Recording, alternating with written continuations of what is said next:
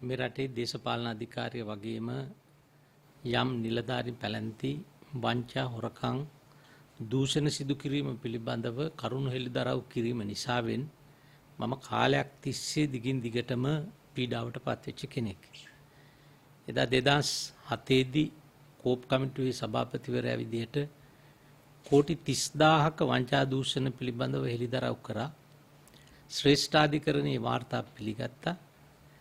ඒ දූෂණ වලට වගකියුත්තන් විදිහට ශ්‍රේෂ්ඨාධිකරණයෙන් තීන්දුව කරලා රුපියල් ලක්ෂ 5ක වන්දියක් නියම කරලා රජයේ සේවයෙන් නිරපපු කෙනෙක් තමයි අද ජනාධිපතිතුමාගේ ලේකම් පී.බී. ජයසුන්දර මහත්තයා. ඒ වංචා දූෂණ වලට වගකියුතු තැනැත්ත බවට අධිකරණයේ තීන්දුව කරලා තියෙන මිලින්ද මොරගොඩ හිටපු අමාත්‍යවරයා අද ඉන්දියාවේ මහ කොමසාරිස්වරයා විදියට පත් කරන්න ආණ්ඩුව කටයුතු කරලා තියෙනවා. ඒකෙන් පෙන්눔 කරන්නේ මේ රටේ පිළිගැනීමක් ආණ්ඩු දෙන්නෙම හොරුන්ට සහ දූෂිතයන්ට පමණයි කියන එක. පහුගිය කාලේ මේ ජනාධිපතිවරයා අපි පත් කරගන්න හුඟක් මහන්සි වුණා. විශේෂයෙන්ම යහපාලන ආණ්ඩුව අපේ රටේ ජාතික සම්පත් විකුණගෙන යනකොට ඇමති ධූරයේ නිරපද්දී පවා මං ඊට එරෙහිව සටන් කරලා තියෙනවා. එදා හම්බන්තොට වරාය චීනයට පවරපු නිසා අද අපි රට ජාත්‍යන්තර වශයෙන් විශාල අගාධයකට තල්ලු කරලා තියෙනවා ලෝකේ බලවත් රටවල්. ඒ වගේම මේ ජනාධිපතිතුමා අපි පත් කරගනිද්දී මුළු රටේම ජනතාවට ගිහිල්ලා ගමින් ගමට ගිහිල්ලා අපි කිව්වේ මේ ජනාධිපතිතුමා යටතේ අපේ රටේ රාජ්‍ය සම්පත් අපි ආරක්ෂා කරනවා. පිටට විකුණලා තියෙන ඒවා දීලා තියෙන ඒවා අපි ආපහු ගන්නවා. ඒ වගේම හොරු දූෂිතයෝ ආණ්ඩුව ඇතුළට ගන්නෙ නැහැ. හොඳ නීති ආධිපත්‍ය ඇති යහපත් රටක් අපේ දූ දරුවන්ට ඉන්න පුළුවන් විදිහට හදලා දෙනවා කියලා. නමුත් අපි පහුගිය කාලේ දැක්කා මේ රටේ සීනිබදු වංචාවක් වුණා කෝටි 1600කට වැඩිය රජයට පාඩු කරමින්. එතකොට අපිට ඒ ගැන කතා කරන්න සිද්ධ වුණා. ඒ වගේම පිළිකාකාරක සහිත පොල් තෙල් ගෙනල්ලා කූට ව්‍යාපාරිකයෝ මේ රටේ ජනතාවට ඒවා පරිභෝජනය කරන්න දුන්නා. රජයේ ආයතන ඒ කූට ව්‍යාපාරිකයන්ට මේ විස බීජ සහිත පිළිකාකාරක සහිත පොල් තෙල් ආනයනය කරන්න සහයෝගය ලබා දුන්නා. ඒව ගැන මම කතා කළා. වර්තමානයේ කොළඹ වරාය නගරය ගැන මම කතා කරනවා. ඒ සඳහා පනත් කෙටුම්පතක් හොර රහසේ මහදලා පාර්ලිමේන්තුවට ඉදිරිපත් කරලා තියෙනවා. ඒ පිළිබඳව අපිව දැනුවත් කිරීමක් ආණ්ඩු පක්ෂයේ മന്ത്രിවරු දැනුවත් කිරීමක් සිද්ධ වුණේ නැහැ. ඒතර මේ පනතේ තියෙන භයානක ප්‍රතිඵල පිළිබඳව මම ඊයේ අතිපූජනීය මුරුත්තේට්ටුවේ ආනන්ද නායක ස්වාමීන්ද්‍රයන් වහන්සේගේ පන්සලේ උන්වහන්සේගේ ප්‍රධානත්වයෙන් මාධ්‍ය සාකච්ඡාවක් තියලා මේකේ තියෙන භයානක ප්‍රතිඵල රටට හෙළිදරව් කරා. කොළඹ දිස්ත්‍රික්කයේ 1,20,000කට වැඩි ජනතාව මට මනාප දීලා පාර්ලිමේන්තු මන්ත්‍රීවරයෙක් විදියට තෝරගත්තේ එක එක අයට වන්දි බට්ට ගීත ගායනා කරන්නවත් කාටවත් කඩ යන්නවත් නෙවෙයි මේ රටේ සහ ජනතාවගේ අයිතිය රටේ ස්වාධිපත්‍ය ස්වෛරීභාවය වෙනුවෙන් පෙනී සිටින්න කතා කරන්න කියන ජනතාව තමයි මට ඒ ඡන්ද බලය ලබා දීලා മന്ത്രിවරයෙක් විදියට පත් කරලා තියෙන්නේ. නිසා මම മന്ത്രിවරයෙක් විදියට මට පැවරිච්ච වගකීම තමයි මම ඉටු කරන්නේ. දැන් මේ ප්‍රවෘත්ති සාකච්ඡාවේදී මේ රටේ ආර්ථිකයට වෙච්ච දේ මේ රටේ දේශපාලඥයින්ගේ දූෂණ පිළිබඳව මම පැහැදිලිව කතා කරා. දැන් අද උදේ 9ට පමණ අතිගරු ජනාධිපතිතුමා මට කතා කරා දුරකථනයෙන්. මම බලාපොරොත්තු වුණා රටේ රාජ්‍ය නායකයා විදියට අපි රටේ රාජ්‍ය නායකයා ජනාධිපතිවරයා කවුරුණත් අපි ගරුසරු ඇතුව ජනාධිපතිවරයෙකුට කතා කරනවා. මම බලාපොරොත්තු වුණා එතුමාගේ දේශපාලන පරිණතභාවය අවබෝධය අඩු බව මම දන්නවා. ඒක නිසා මේ කතා කරන්නේ මේ පිළිබඳව තියෙන ගැටලු සාකච්ඡා කරලා අපි රටට යහපතක් වෙන විදියට කොහොමද මේක निराකරණය කරගන්න ඕන කියලා අඩු ගානේ කතිකාවතක් ඇති කරගන්න වෙන්න ඇති කියලා. නමුත් එතුමා කතා කරපු භාෂාව ඊටාත්ම පහත්. රාජ්‍ය නායකයෙකුට නොගැලපෙන ඒ වගේම මහා ද්වේෂයකින් වෛරයකින් ආවේගශීලව වෙවුලමින් එතුමා ඊටා පහත් මට්ටමින් මට කතා කරා. ඒක නිසා අකමැත්තෙන් නමුත් මටත් සිද්ධ වුණා එතුමා ආමන්ත්‍රණය කරපු භාෂාවෙන්ම එතුමාට ප්‍රතිචාර දක්වන්න. මේක ඊටාත්ම නරක දෙයක්. පාර්ලිමේන්තු මන්ත්‍රීවරයෙක් විදියට ජනතාව පත් කරලා බලාපොරොත්තු වෙන්නේ රටේ සහ ජනතාවගේ අයිතිය සුරකින්න.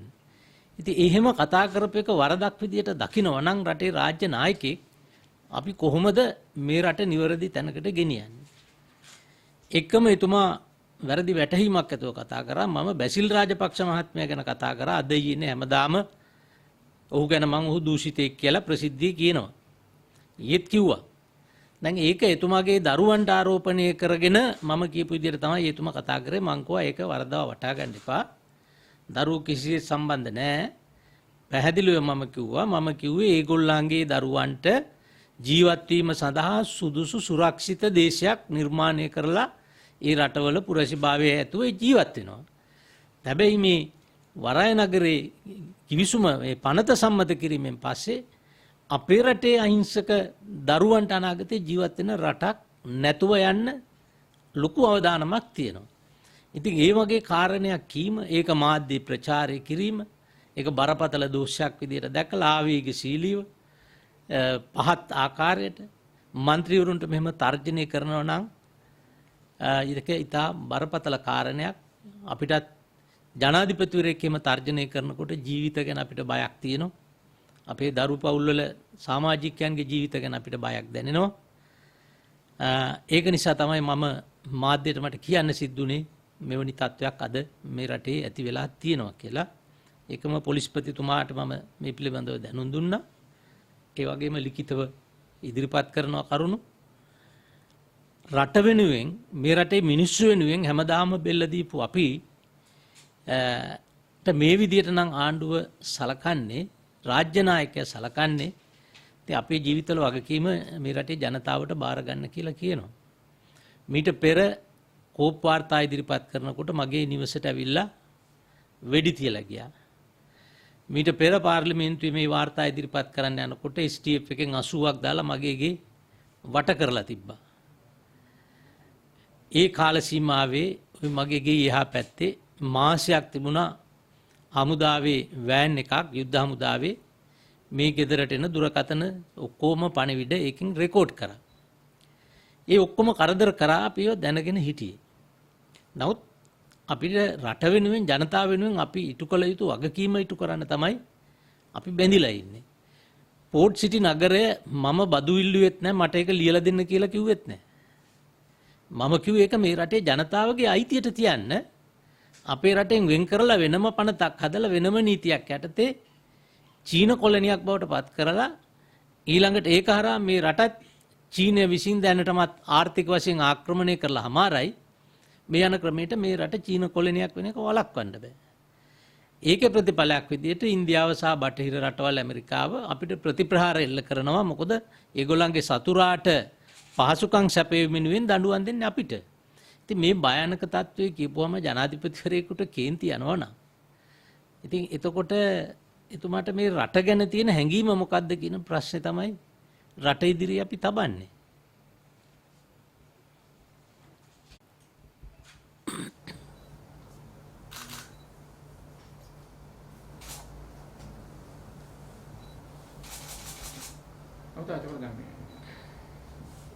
ඔබතුමාලා ඉදිරියේදී නම් කෙටි ක්‍රියාමාර්ග මොනවද මේකද? ලොන්ග් ටර්ම් කරන ක්‍රියාමාර්ග මොකක්ද මේ ඉස්සරහ මේක බ්ලොක් කරගන්න තමයි මම කෙටි කර ක්‍රියාමාර්ග මොකක්ද කියන්නේ? හොඳ දැනටමත් ශ්‍රේෂ්ඨ අධිකරණයට මම නඩුවක් ගොනු කරලා තිබෙනවා.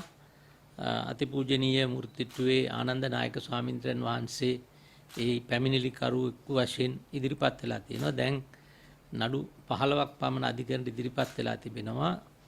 ලබන සඳුදා 19 වෙනිදා ශ්‍රේෂ්ඨාධිකරණයේ පංචපුද්ගල විනිශ්චය ආසනයක් ඉදිරියේ මේ නඩුව විභාගයට ගැනීමට නියමිත වෙලා තියෙනවා. අපි ඉතින් අපේ නීතිමය තර්ක මේකේ තිබෙන භයානකකම සහ ආණ්ඩුක්‍රම ව්‍යවස්ථාවට අනනුකූල වෙන ආකාරය අපි පැහැදිලිව ඉදිරිපත් කරන්න බලාපොරොත්තු වෙනවා. දැන් විශේෂයෙන් ඔබතුමා ඊයේ ප්‍රකාශ කරනවා යම් කිසි විදිහකට මේ වර්තමාන ආණ්ඩුව බලයට එන්නේ කිනොකු දේවල් නැවත අපිට පවර ගන්නවා කියන කතාව වේදිකාව තුළ කියමින් තමයි.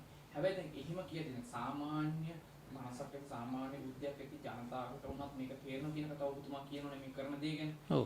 හැබැයි ඒ තරම මෝඩ නෑනේ මේ ආණ්ඩුව. මෙතන ඉන්න පාලකයෝ ඒ තරම මෝඩ නෑනේ. ඔබතුමා හිතන විදිහට මොකක් හරි දෙයක් මීට වඩා ලොකු දෙයක් මේක හැංගිලා තියෙනවද නිකන් රූකඩයක් වෙච්ච ගතියක් පේනවද මේ පාලකයෝ හොයන? ඇත්ත වශයෙන්ම වර්තමාන ආණ්ඩුව කියන්නේ චීනය විසින් නූල අතේ තියාගෙන නටවන රූකඩ ආණ්ඩුවක්. ඉතින් අපි බලන්නේ මේකෙන් මේ ආණ්ඩුවත් රටත් බේරගන්න. එතකොට එහෙම බේරගන්න පුළුවන් හැකියාවක් තියෙන දැනීමක් තියෙන කාටවත් මෙරට ඉඩක් දෙන්නේ නැහැ. අර කේවට්ට කණ්ඩායමක් එකතු වෙලා බලය වෙනුවෙන්ම අපිට බලය රඳවා ගන්න ඕනයි කියන පදනම මත මුළු රටම අගාධයට ඇදගෙන යාමක් තමයි සිද්ධ වෙන්නේ. ඔබතුමා ඊයේ අවුරුදු දෙකේ කතාවක් කියනවා. ඇත්තට මේක ප්‍රායෝගික කතාවක්. මිට කලින් නම් මම කියපුවා ප්‍රායෝගික වුණා. මහින්ද රාජපක්ෂ මහත්තයා සම්බන්ධවත් කිව්වා ඒක ප්‍රායෝගික වුණා. ඉතින් මේ යන විදියට ඒකයි ඊයේත් මම කිව්වේ අපි දැන් නිල වශයෙන් බංකොලොත් වෙන්න ආසන්න රටක්. දැනට තියෙන විදේශ සංචිතය ඩොලර් මිලියන 4200න් තෙල් වලට ගෙවන්න තියෙන ඩොලර් මිලියන 2600 ගෙවුවොත් එතකොට එතනින් එහාට අපිට යන්න අමාරුයි. ඒකම මම ඊයේ පැහැදිලි කරා කොතරම් මුදල් කන්දරාවක් අච්චු ගහලා තියෙනවද කියලා. ඉතින් ඒක රුපියල මේ ඩොලරයට සාපේක්ෂව රුපියල එකකින් පාල්දු වෙනකොට 203 ඉඳලා 204ට යනකොට අපේ ණය කන්දරාව ශනේකින් රුපියල් බිලියන 56කින් විතර වැඩි වෙනවා. රුපියල් 10කින් බාල්දු වෙනවා. ඒ කියන්නේ අවප්‍රමාණ වෙන. ඒ කියන්නේ බිලියන 560කින්. ඉතින් මේ ණය කන්දරාවල් ගත්තේ මොකටද? දැන් නෙළුම් මොකද්ද කුළුණ හැදුවා. කෝටි 15000ක් විතර කෝටි 500ක් විතර ගෙවනවා පොලි. ඉතින් මේ රටට මොකක්ද ඒකෙන් ලැබිච්ච ප්‍රතිලාභය? එතකොට සූර්යව මේ මත්තල ගුවන් තොටුපළවල් හැදුවා. ඒ හැදුවේ ණයට. සම්මන්ත්‍රණ ශාලා හැදුවේ ණයට. ක්‍රීඩාංගන හැදුවේ ණයට. ප්‍රශ්නේ තියෙන්නේ ඒවෙන් මොනවද රටට ලැබිලා තියෙන ප්‍රතිලාභ? ඒ වෙනුවෙන් තමයි මේ ණය ගෙවන්නේ. ඉතින් අද රටේ මේ අවුරුද්දේ රජයේ වැටුප් විශ්‍රාම වැටුප් සහ ණය වාරික සහ පොලිය විදිහට රුපියල් බිලියන 3200ක් ගෙවන්න නියමිතයි. නමුත් රටේ බලාපොරොත්තු වෙන ආදායම රුපියල් බිලියන 2000යි. අපි විශ්වාස කරනවා පහුගිය අවුරුදු දෙකේ අත්දැකීම් එක 1000 බිලියන 1500ට සීමා වේවි. ඉතින් අපිට උළු උස්ස ගන්න බැරි ණය උගුලකේ තියෙන්නේ. ඒ ණය උගුලට අපිව හිර කරේ බොහොම සූක්ෂමව කුමන්ත්‍රණකාරී විදියට චීන ආණ්ඩුව. ඒතකොට දැන් මේ චීනේ ආණ්ඩුවට ඕන විදියට මේ රට හසුරවන්න පුළුවන් තත්ත්වයට ගෙනල්ලා. දැන් ඒ අනුව අපිට ගෙවා ගන්න බැරි බව දැන ණය දීලා වැඩකට නැති ව්‍යාපෘති වලට අපිව හිර කරලා අපේ රටේ කෑල්ල ආක්‍රමණය කරනවා. දැන් වරායවල් කොළඹ දකුණ ජැටිය ගියා. අම්බන්දොට වරාය ගියා. දැන් කොළඹ වරාය නගරය දෙන්න යනවා. ඉතින් ඒ ආකාරයට මුළු කලාපේම බලය රඳවා ගැනීමේ තියෙන තෘෂ්ණාව නිසා බලාරගලය නිසා අපේ රට චීනේ වහල් දුපතක් වෙලා ඉවරයි. මේ තත්ත්වයට ඔබතුමා විශ්වාස කරනවද මේ ආණ්ඩුවත් එක්ක ඔබට තුමාට ඉන්න පුළුවන් කියලා? එහෙම වුණොත් ඔබතුමා දේශපාලන තීන්දුවක් ගන්න බලාපොරොත්තු වෙනවා? මම මොන ආණ්ඩුව එක්ක හිටියත් හැමදාම හිටියේ මගේ ස්වාධීන මතේ.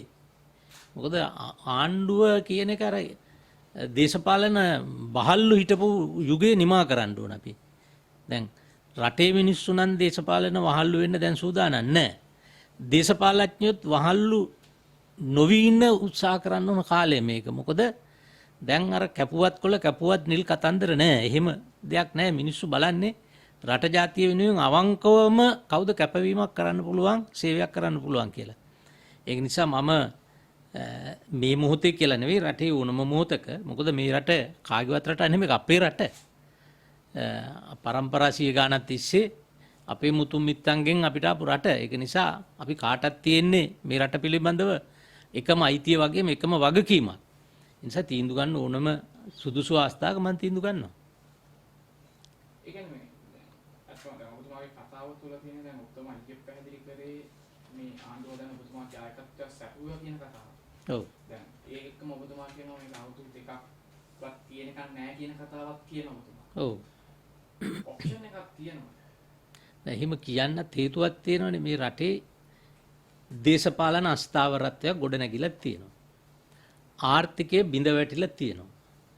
ආයතන පද්ධතිය කඩා වැටිලා තියෙනවා. ඉතින් එහෙම රටකට යන්න පුළුවන් දුර කොච්චරද කියලා තේරුම් ගන්න දේශපාලන විඥානයක් අපිට තියෙනවා. ඒක නිසා තමයි කාල සීමාවල් පිළිබඳව කියන්නේ. එතකොට විකල්පය මොකක්ද කියලා මට දැන් මෙතන ඉඳන් කියන්න බෑ. හැබැයි මේ කාලය ගත වෙනකොට මේ රටට විකල්පයක් අවශ්‍යයි. ඒ විකල්පය ගොඩනගා ගන්න මේ රටේ ජනතාව සූදානමින් ඉන්නේ. ඒ කියන්නේ ඔබතුමා අත්හරින තැන ඉන්නේ දැනට. අල්ලලා ඉන්නේ කත්තන තැනදී. මං අල්ලගෙනත් නැහැ අත්හැරලත් නැහැ. මම ඉන්නේ බොහොම මධ්‍යස්තව මේ වෙන දේවල් දිහා විචක්ෂණශීලීව එකක් කියන්න ඕන. හැමදාම මම ඉන්නේ ජනතාවගේ පැත්තේ සහ රටේ පැත්තේ.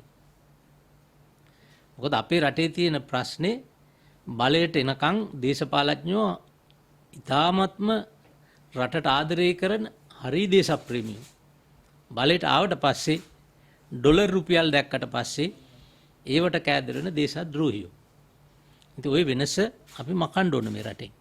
ඊයේ පැවතිච්ච මාධ්‍ය සාකච්ඡාවෙන් පස්සේ ජනාධිපතිවරයාගෙන් ඔබතුමාට විතරද දුරකථන ඇමතුමක් ඇවිල්ලා ඔහොම තත්ත්වයක් ඇති වෙන්නේ නැත්නම් තව මට ආරංචි විදියට අපේ අතිගෞරවනීය මුරුත්තෙට්ටුවේ ආනන්ද නායක ස්වාමීන්ද්‍රයන් වහන්සේටත් ඒ වගේ ගර්ජනාවක් සිද්ධ කරලා තියෙනවා.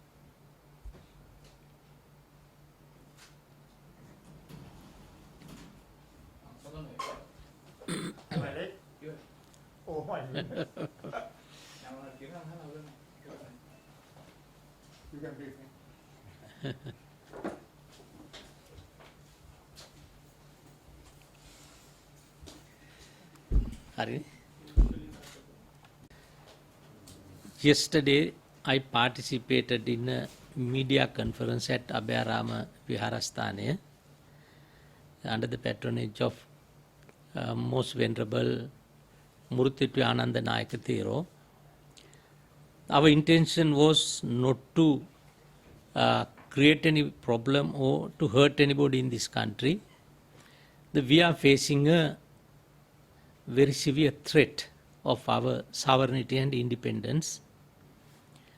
The bill that has been published by His Excellency the President, the Colombo Port City Bill, will create a disastrous effect to this country.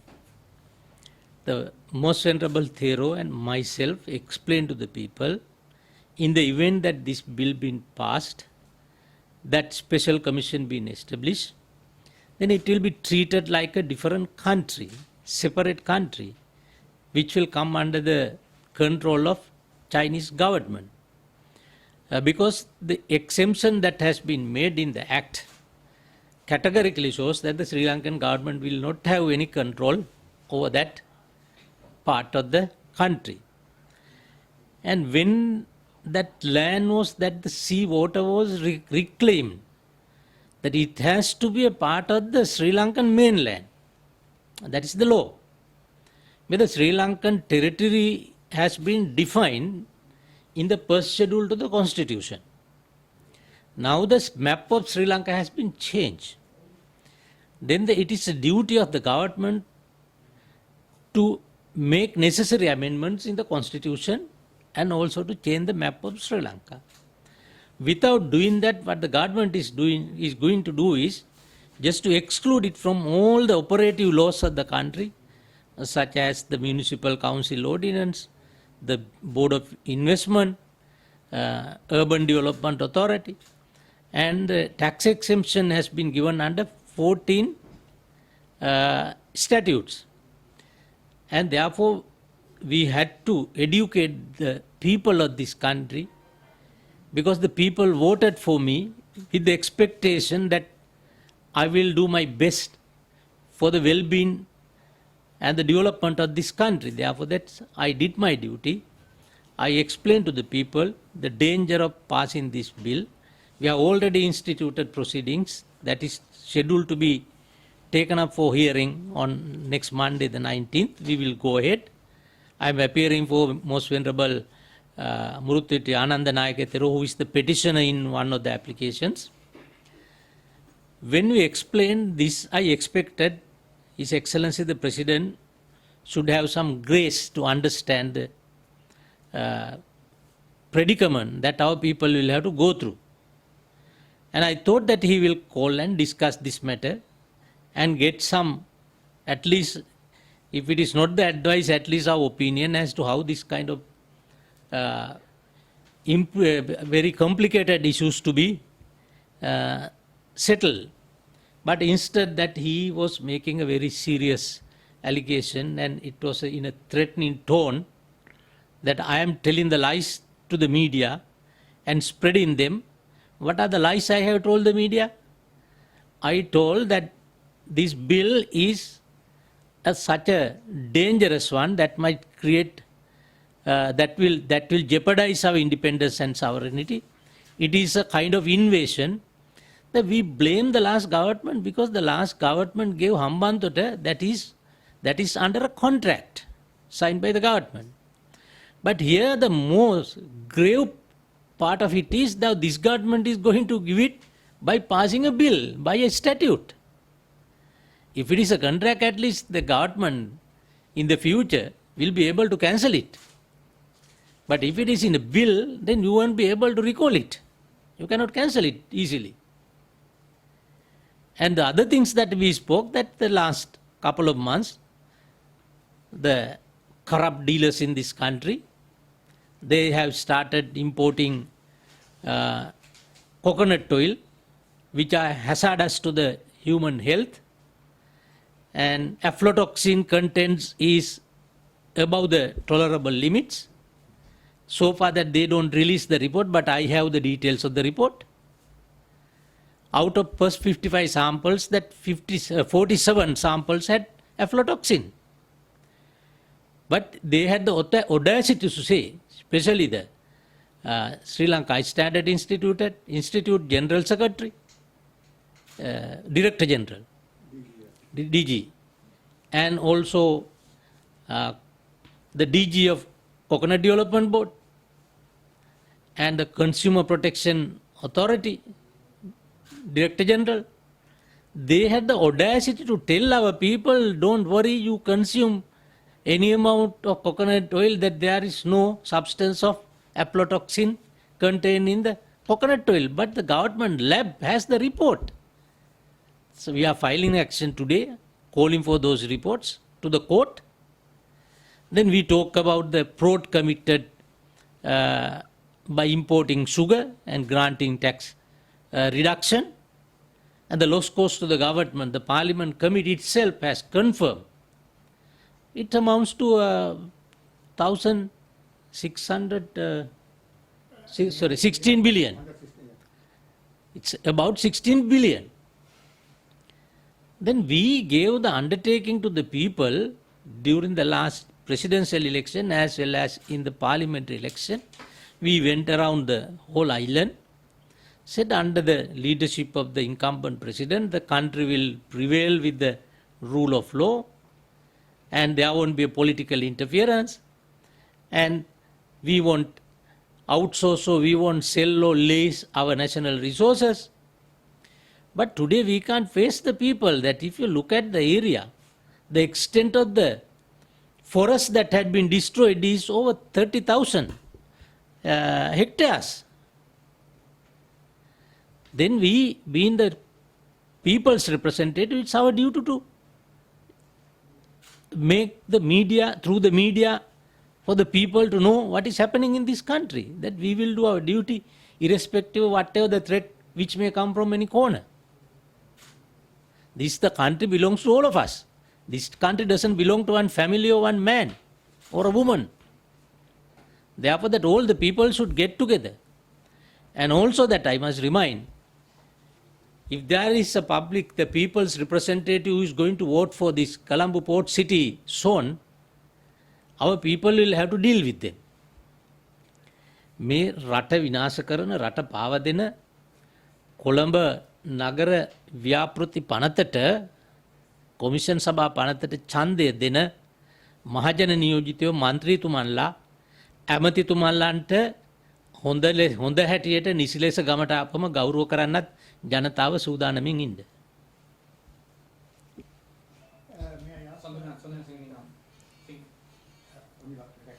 May from after last night's comments, social media, some social media said that you are backed by someone, some powerful and influential politician. Is that correct?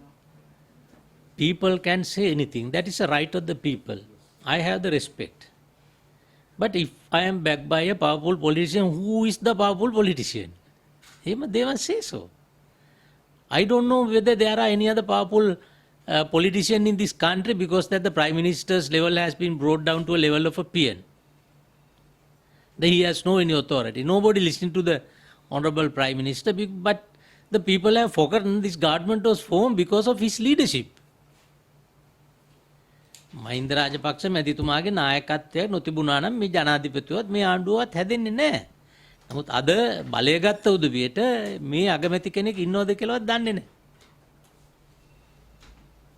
He is a politician. He is a veteran politician. At least others don't know how to rule the country. They must get the advice from the Prime Minister. Forget about us.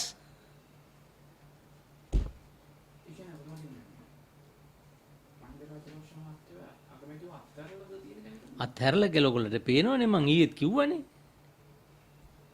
Premadasa මහත්තයා කිව්වනේ ජයජාදන මහත්තයාගේ පියන් කියලා.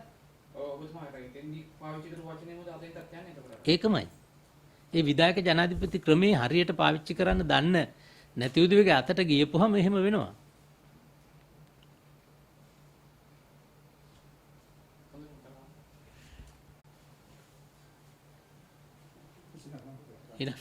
Thank you.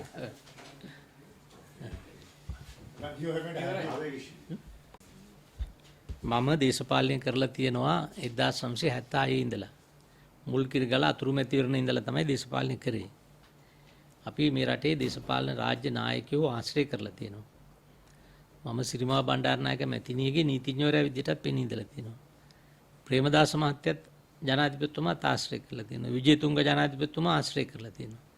Chandrika Bandaranaike මැතිණියගේ සියලු කටයුතු වලදී එතුමියගේ නීතිමය කටයුතු වල මම හිටියේ. තම ළඟින් ආශ්‍රය කරා. මෛත්‍රීපාල ජනාධිපතිතුමා ඉතා ළඟින් ආශ්‍රය කරා. රනිල් වික්‍රමසිංහ අගමැතිතුමා ළඟින් ආශ්‍රය කරා.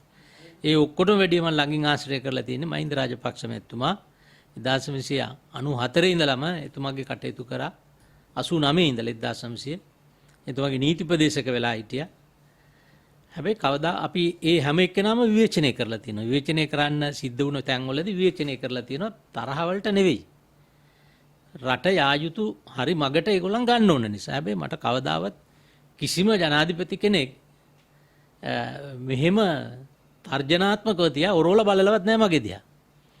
මං හිතන්නේ මං වැඩියෙන්ම විවේචනය කරලා තියෙන මහින්ද රාජපක්ෂ ජනාධිපතිතුමා. අද වෙනතෙක් මට කවදාත් ඔරෝලවත් බලලා නැහැ. දැක්ක තැන මල්ලි කියලා මාව වැළඳ ගන්නවා. ඉතින් මන් දන්නේ නැහැ දැන් මේ යන ක්‍රමයට ගියොත් රට කොතනින් නතර වෙයිද කියලා.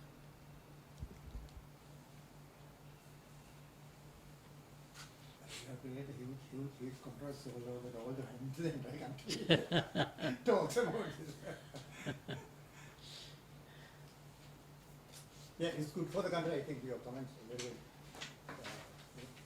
good for the country's. Otherwise, how can we go as a country? Someone must tell you all this thing. Yeah, the problem is many of those guys they don't have the guts to. Yeah.